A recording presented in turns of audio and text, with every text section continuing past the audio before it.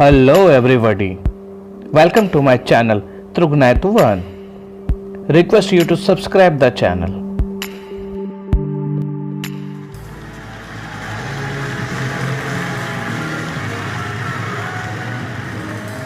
Good morning. Good morning. Welcome to Google I/O. It's a beautiful day. I think warmer than last year. Hope you're all enjoying it. Thank you for joining us. I think we have over 7,000 people here today, as well as many people. We are live streaming this to many locations around the world. So thank you all for joining us today. We have a lot to cover. But before we get started, I had one important business which I wanted to get over with. Towards the end of last year, it came to my attention that we had a major bug in one of our core products. It turns out we got the cheese wrong in our burger emoji. Anyway, we went hard to work. I never knew so many people cared about where the cheese is. We fixed it. The irony of the whole thing is I'm a vegetarian in the first place.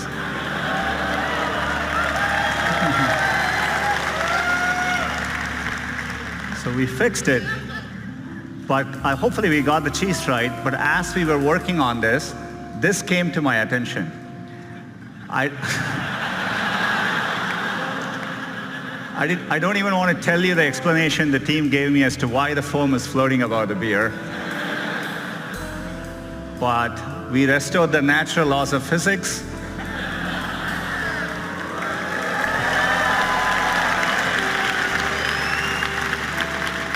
So all is well, we can get back to business. We can talk about all the progress since last year's I/O. I'm sure all of you would agree, it's been an extraordinary year on many fronts. I'm sure you've all felt it. We're at an important inflection point in computing, and it's exciting to be driving technology forward. And it's made us even more reflective about our responsibilities. Expectations for technology vary greatly depending on where you are in the world or what opportunities are available to you. For someone like me who grew up without a phone, I can distinctly remember how gaining access to technology can make a difference in your lives. And we see this in the work we do around the world. You see it when someone gets access to a smartphone for the first time. And you can feel it in the huge demand for digital skills we see.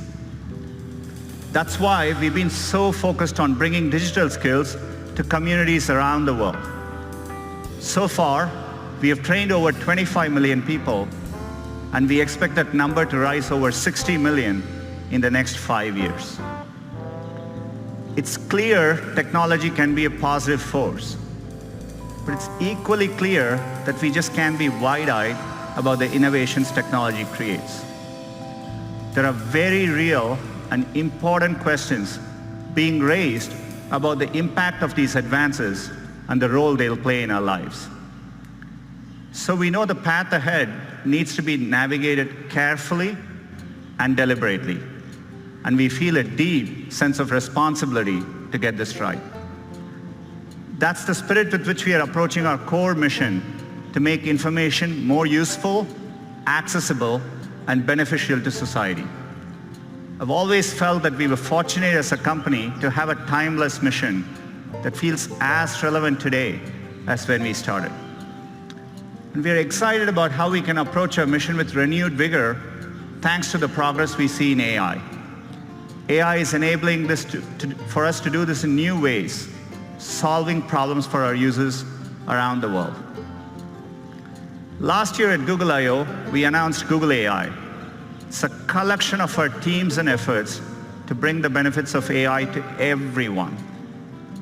And we want this to work globally, so we are opening AI centers around the world.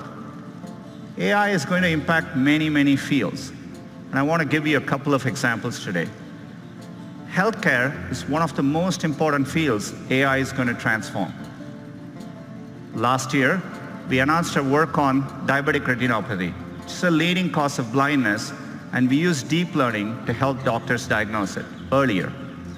And we've been running field trials since then at Aravind and Sankara hospitals in India and the field trials are going really well.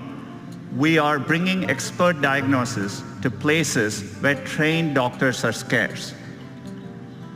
It turned out, using the same retinal scans, there were things which humans quite didn't know to look for, but our AI systems offered more insights. Your same eye scan turns out holds information with which we can predict the 5-year risk of you having an adverse cardiovascular event, heart attack or strokes. So to me, the interesting thing is that, more than what doctors could find in these eye scans, the machine learning systems offered newer insights. This could be the basis for a new non-invasive way to detect cardiovascular risk. And we just published the research, and we are going to be working to bring this to field trials with our partners.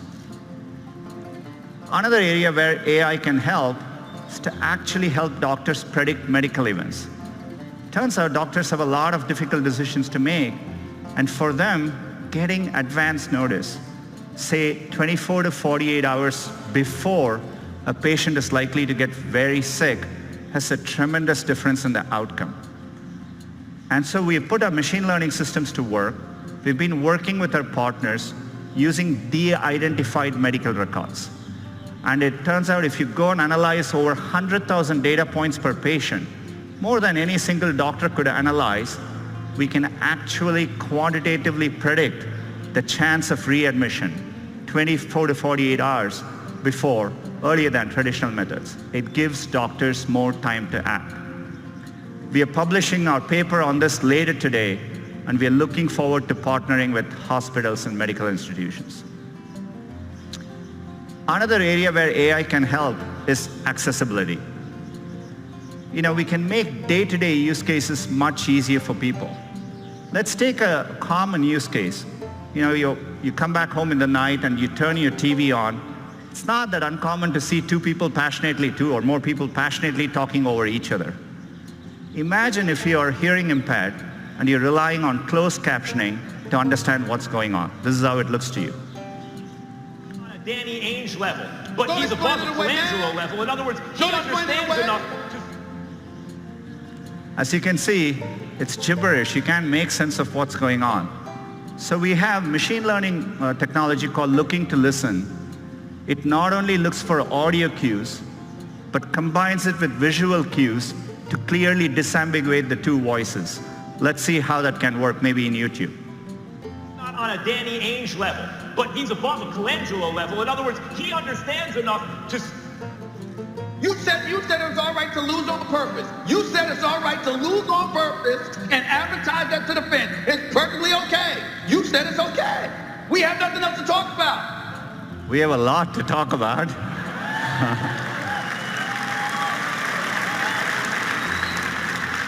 But you can see how we can put technology to work to make an important day-to-day use case profoundly better.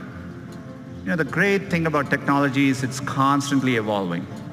In fact, we can even apply machine learning to a 200-year-old technology, Morse code, and make an impact in someone's quality of life.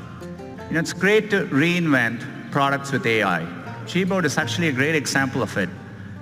Every single day, we offer users, and users choose over 8 billion auto corrections each and every day. Another example of one of our core products, which we are redesigning with AI, is Gmail. We just had a new, fresher look for Gmail, a recent redesign. Hope you're all enjoying using it. We are bringing another feature to Gmail. We call it Smart Compose. So as the name suggests, we use machine learning to start suggesting phrases for you as you type. All you need to do is to hit tab and keep auto-completing.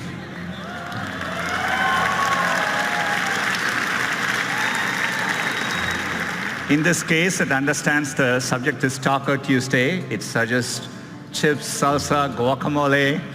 It takes care of mundane things like addresses so that you don't need to worry about it. You can actually focus on what you want to type. I've been loving using it. I've been sending a lot more emails to the company, not sure what the company thinks of it. But it's been great. We are rolling out Smart Compose to all our users this month and hope you enjoy using it as well.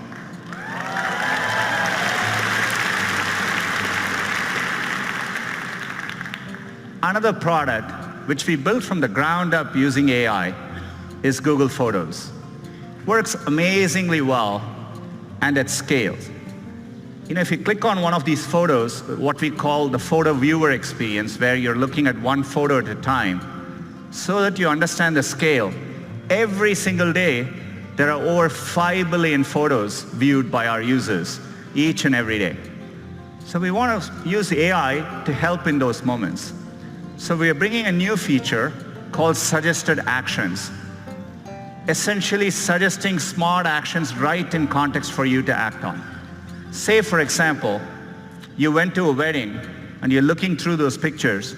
We understand your friend Lisa is in the picture, and we offer to share the 3 photos with Lisa, and with one click, those photos can be sent to her. So the anxiety where everyone is trying to get the picture on their phone, I think we can make that better. Say, for example, if the photo in the same wedding, if the photos are underexposed, our AI systems offer a suggestion to fix the brightness right there, one tap, and we can fix the brightness for you. Or if you took a picture of a document which you want to save for later, we can recognize, convert the document to PDF, and make it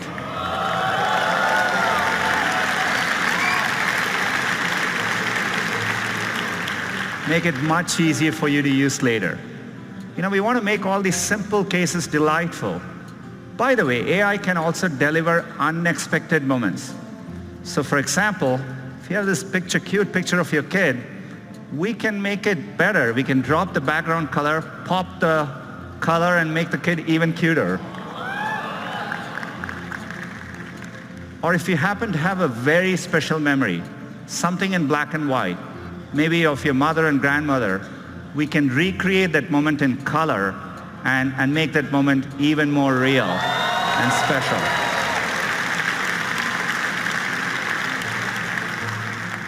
All these features are going to be rolling out to Google Photos users in the next couple of months. The reason we are able to do this is because for a while, we've been investing in the scale of our computational architecture. This is why last year we talked about our tensor processing units. These are special purpose machine learning chips. These are driving all the product improvements you're seeing today. And we have made it available to our cloud customers. Since the last year, we've been hard at work, and today I'm excited to announce our next generation TPU 3.0. These chips are so powerful that for the first time, we've had to introduce liquid cooling in our data centers. And we put these chips in the form of giant pods. Each of these pods is now 8x more powerful than last year. It's well over 100 petaflops. And this is what allows us to develop better models, larger models, more accurate models, and helps us tackle even bigger problems. And one of the biggest problems we are tackling with AI is the Google Assistant. Our vision for the perfect assistant is that it's naturally conversational, it's there when you need it, so that you can get things done in the real world. And we are working to make it even better. We want the assistant to be something that's natural and comfortable to talk to. And to do that, we need to start with the foundation of the Google Assistant, the voice. Today, that's how most users interact with the assistant. Our current voice is codenamed Holly. She was a real person. She spent months in our studio, and then we stitched those recordings together to create voice. But 18 months ago, we announced a breakthrough from our DeepMind team called WaveNet. Unlike the current systems, WaveNet actually models the underlying raw audio to create a more natural voice. It's closer to how humans speak. The pitch, the pace, even all the pauses that convey meaning.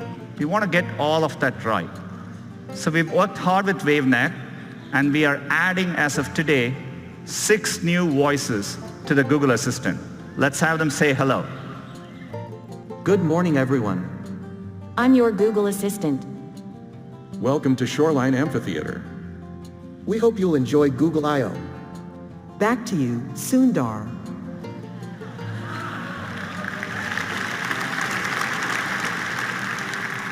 Our goal is one day to get the right accents, languages, and dialects right globally. WaveNet can make this much easier. With this technology, we started wondering who we could get into the studio with an amazing voice. Take a look.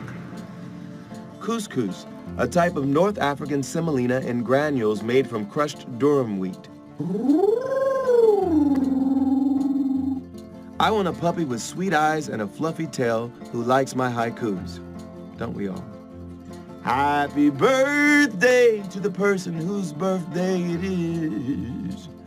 Happy birthday to you. John Legend. He would probably tell you he don't want to brag, but he'll be the best assistant you ever had. Can you tell me where you live? You can find me on all kinds of devices, phones, Google Homes, and if I'm lucky, in your heart.